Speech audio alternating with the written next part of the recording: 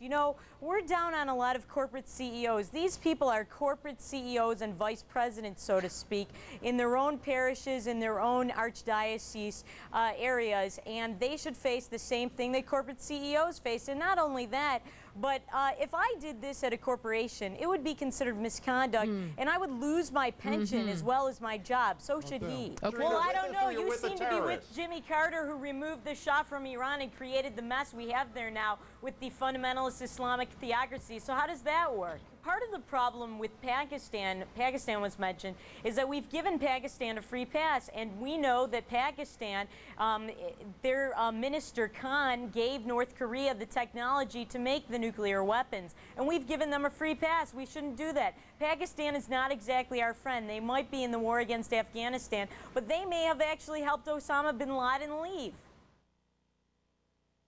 I don't think we need to have coalitions with any of these people. For example, Al's buddy Arafat. People flipping around, they're going to think this is that show with the lousy dates. As I said, you must when the dates go really bad. Information. Part of the problem that we have is intelligence gathering in this country. And if you're not talking to people, you cannot gather intelligence. The leader of the terrorists is going to give us intelligence. That's ridiculous. Look, I'm no fan of Arafat. Do you think the Pope shouldn't have met with Arafat? Do you think Perez shouldn't have met with Arafat? No, neither of them should, because he is a cold-blooded killer. Okay, he is a cold-blooded killer, and he should not be met by you or by real heads of state. Well, I think that if real heads of state are meeting with him and you're the only head that is opposed to it, then you are talking head, and they're trying to save lives. I think that people that are trying to save lives, that are right there in Israel, has better judgment than you sitting up in Hollywood running your mouth. When people think of who's trying to save lives, they don't think of Mother Teresa. They think of Yasser Arafat trying to save lives. We're not talking about who they think of. That's the most absurd thing I've ever heard.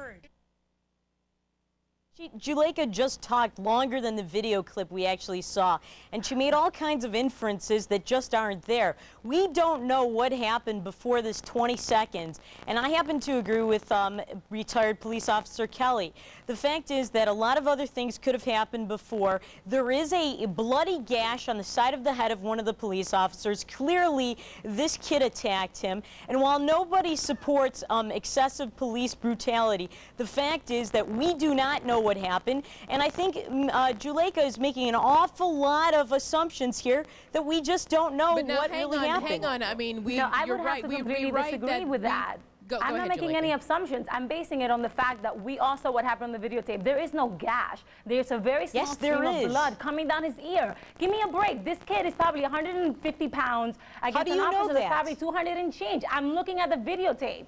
Well, I looked at the videotape and I see a gash on the side of a police officer, and you attack a police officer, and he has the right to respond and defend himself. I'm questioning. Do people there see Saudi Arabia as a friend or foe? Well, they definitely see it as a foe, and frankly, nobody's surprised by the revelations about Princess Haifa al-Faisal. It's just more confirmation of what we've already known, because here in Detroit, we see that there are a lot of organizations, mosques, Islamic institutions that are all funded by the Saudis, and they all support many of the components of the al-Qaeda network, like Hamas and Hezbollah. And we've also seen the Operation Green Quest raids in March that were conducted by U.S. Customs over there near where you guys are in Northern Virginia, where they raided some of the top Islamic institutions, and they found that the Saudi royal family was laundering over $1.2 billion through these organizations to fund Islamic Jihad and al-Qaeda. Everybody who listens to my show, for the most part, says that if we could have prevented 9/11, we should have. And a lot of people see the weapons of mass destruction that Saddam Hussein has as another potential 9/11 or worse, and they want it prevented. While we're fighting the terrorism war abroad, which we should do, we feel that there are not enough resources being dedicated to fighting it here in the Detroit area. We have also a number of federal judges, particularly one named Nancy Edmonds, who are very soft on terrorists. Many of these judges, especially the women judges for some reason, don't get it. They put a lot of these suspected terrorists, they let them go on home tethers, and then these terrorists escape. If Ms. Burke wants to have a barbecue at the back of her house, why should I get to decide who the guests are? That's their house. That's their club. They paid for it. And the fact is that if she wants women in, why doesn't she have her own club? And frankly, you know, I've looked at her organization. Let's look at who some of the members of her organization are, since she's publicized who the members of Augusta are. I mean, these people do not represent women of America.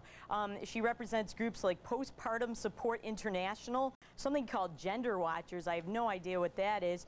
And, you know, Global Angry Chicks on Testosterone Overload. I made that one up, but that's what it seems like this group is about. But there are a lot of things in this country that are not gender neutral. We don't see men playing for the Dallas Cowboys cheerleaders. We don't see men as waitresses at Hooters. And we don't see Ms. Burke fighting for the rights of women in 22 Arab countries around the world. Unfortunately, we saw in the New York Times that some of the men in the club are buckling. And I think that that's very unfortunate. These former bra burners of the 70s that Ms. Burke represents, unfortunately, have made men in America a bunch of wimps.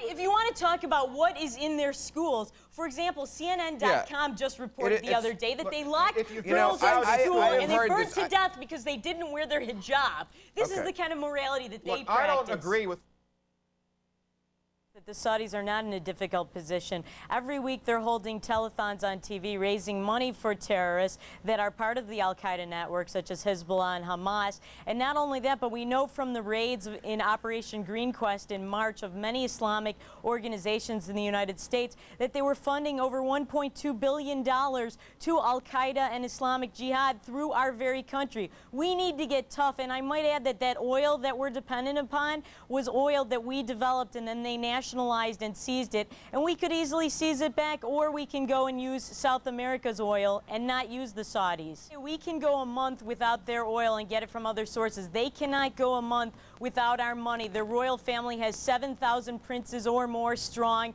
that they have to support, and they're heavily in debt. They need our money more than we need their oil. There are a number of agencies that are really doing great work, specifically the U.S. Customs and IRS and Treasury agents that are tracing the money and who's laundering money in this country and in other places to support terrorism. And I wonder how this new agency is going to work with U.S. Customs. Are they going to take over their investigations into money laundering and where the money is going? This is just another incarnation of the sorry genre that is reality TV. These jurors are going to be turned into like other contestants on Survivor or The Bachelor. He is right. It will be changed into an OJ trial, and it'll be a farce with the dancing Itos and everything else. And not only that, but we have the Supreme Court who just ruled that jurors are allowed to be anonymous. And there's a reason for that. In certain high-profile murder cases, jurors don't want the person they're sentencing to know who they are. In this case, not only will they know who they are, but they'll know what thought process went on, and it will be a disgrace. I have an article here that you wrote in Ms. Magazine where you believe in forced sterilization of men. And not only that, but you think that men should have to go before a committee before they have kids. That's worse than China.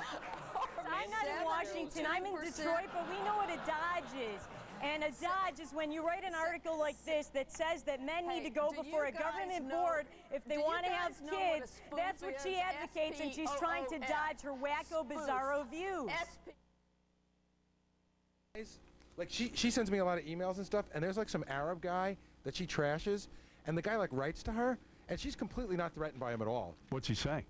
Well, first he said he wanted, you know, I don't think you completely understand me, but she'll call congressmen on the carpet, and she'll tell them that they're liars, and they'll call her and, you know, say, you better not call me a liar, and she'll just keep calling them liars. She's not like afraid of anybody.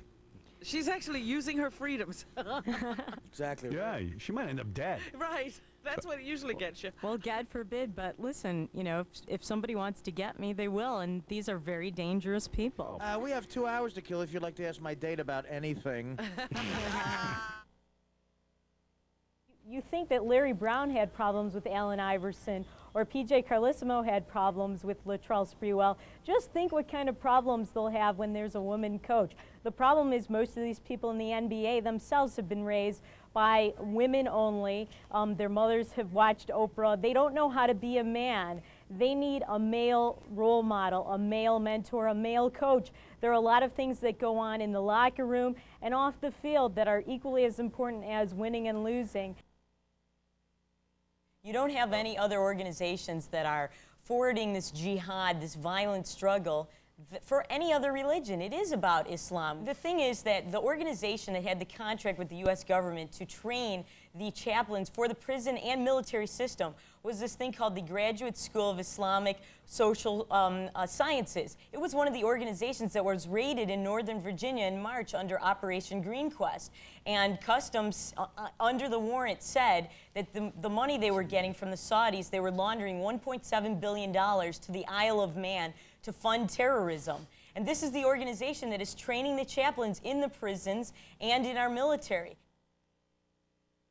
The fact is that this man has been given chance after chance. This is 10 years already, more than 10 years since the Gulf War, and he's broken all of his promises. He didn't keep the treaties. The feedback is not going to be found by three stooges, including one lame duck Congressman, David Bonner, who takes campaign contributions from terrorists like Sami al-Arian, the founder of Islamic Jihad, and then goes to Iraq and meets with Tariq Abdulaziz, who we all remember well as the scary mask on the Gulf War, the guy that told us about the mother of all wars, the mother of all wars that never happened. And understand, get off your Michigan broomstick and understand that Biden did not discover anything. All they did was sit there. They went to Iraq, a country that is totalitarian, where the leader gasses its own people, and they sat there and attacked our president from foreign land, and they ought to be ashamed of themselves, and it's treasonous. We got about 45. We are there protecting their country, the very existence of it. And if it weren't for us protecting them in the Gulf War, which is the reason we're still there, they wouldn't have a country. Their monarchy would be relegated to their Swiss chalets, and they'd be a province of Iraq. There's a big problem with Saudi Arabia claiming they are not a radical country, radical Islam controlled, and yet they won't respect our service people who are saving their very lives. And you know, this happened in the Gulf War when the first President Bush had to say grace before meals and deliver benedictions on a boat. He couldn't do it on Saudi soil, and that's an insult to our country. We are there protecting them.